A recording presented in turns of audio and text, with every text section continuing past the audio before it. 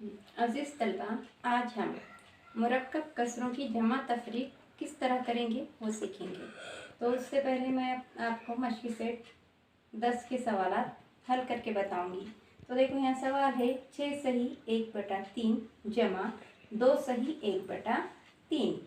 तो हमको पहले इनकी जमा करना है। तो यहाँ पर देखो ये कसर और ये कसर, दोनों कसर का नसबनुमा कैसा है, मसावी है, इसलिए आसानी से हम इसकी जमा कर सकते हैं।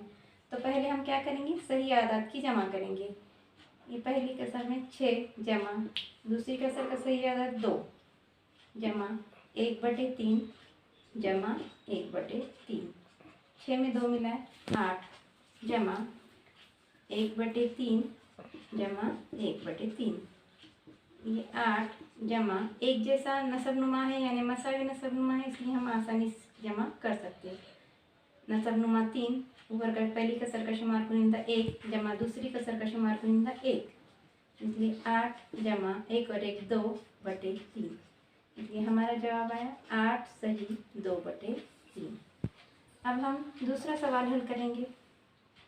दूसरा सवाल है 1 सही 1/4 जमा 3 सही 1/2। तो यहाँ पर ध्यान दीजिए बच्चों कि इस कसर का नसबनुमा और इस कसर का नसबनुमा मुख्तलिफ है, इसलिए हमको क्या करना है, दोनों का नसबनुमा मसावी बनाना है। तो पहले हम सही आदाद की जमा करेंगे। पहला सही आदाद 1 जमा दूसरा सही आदाद 3 जमा 1/4 जमा 1/2।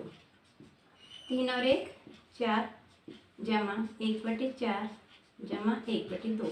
अब ये दोनों का नसबनुमा हमें मसावी करना है, इसलिए देखो ये बड़ा पहली कसर का नसबनुमा बड़ा है 4 है, तो हम क्या करेंगे, जो छोटा नसबनुमा है उसको 4 बनाएंगे।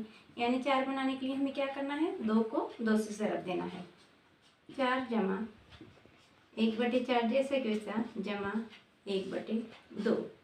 ज़रब ऊपर भी 2 से ज़रब देंगे शुमार कुनिंदे को, और नसबनुमा को भी 2 से ज़रब देंगे।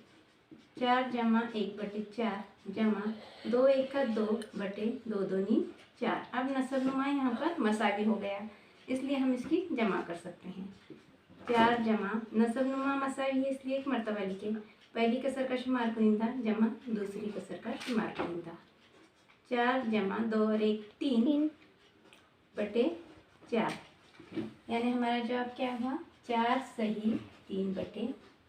4 सही 3/4। तो आप लोगों की समझ में आया होगा कि कसरों की जमा करने के लिए हमको पहले क्या करना है, उनके नसबनुमा को मसावी बनाना है। और एक सवाल समझाती हूँ और इसके बाद आप मशक़ी सेट 10 घर पर मुकम्मल करें। सवाल नंबर 3 जो मैं समझाने जा रही हूँ, इसे ध्यान से देखो। 5 सही 1/5 जमा 2 सही 1/7। तो देखो ये 5 सही अदद है, जमा इधर का 5 सही अदद जमा 1/5 जमा 1/7। अब देखो 5 और 2 7 जमा, दोनों के नसबनुमा कैसे हैं, अलग हैं। यहाँ पर 5 है और यहाँ पर 7 है, इसलिए इसे हम नसब बनाने के लिए हमको क्या करना पड़ेगा, क्रॉस मल्टीप्लाई करना पड़ेगा। दोनों एक पढ़ नहीं आते, इसलिए 7 जमा दोनों कसरों को एक दूसरे के नसबनुमा से ज़रब देंगे।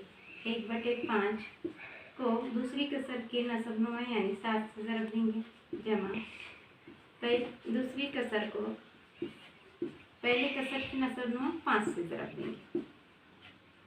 7 जमा 7 1 का 7 7 पंजे 35 जमा 5 1 का 5 5 7 35।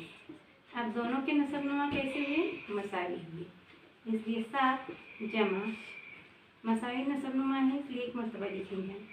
7 जमा 5 7 जमा 7 और 5 12/35, इसलिए हमारा जवाब हुआ 7 सही 12/35। तो आप लोगों की समझ में आ चुका होगा कि मुरक्कब कसरों की जमा और तफरीक करते वक्त नसबनुमा को मसावी करना पड़ता है।